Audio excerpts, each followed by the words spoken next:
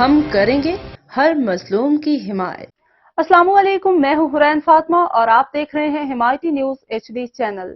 نظر ڈالتے ہیں آج کی اہم خبروں پر۔ رپورٹ حاکم علی تل ضلع ٹنڈو محمد خان۔ آج ٹنڈو محمد خان کے قریب گاؤں آگو ملہا میں آدھار فاؤنڈیشن، ایپکا پاک سندھ 24 نیوز اور نیشنل الفلاح ویلفیئر ٹرسٹ پاکستان کے تعاون سے ایک روزہ فری میڈیکل کیمپ کا انعقاد کیا گیا۔ تفصیلات کے مطابق میڈیکل کیمپ میں مشہور و معروف ڈاکٹروں نے میڈیکل کیمپ میں اپنی خدمات سر انجام دی اور کیمپ میں 300 مریضوں کا معائنہ کیا گیا اور مفت میڈیسن دی گئی۔ میڈیکل کیمپ کا مقصد حالیہ دنوں میں مچھروں کی وجہ سے ملیریا جیسی موذی مرض سے گاؤں میں رہنے والے غریب عوام کو آگاہی اور ریلیف فراہم کرنا تھا۔ کیمپ میں مختلف بیماریوں کی تشخیص بھی کی گئی۔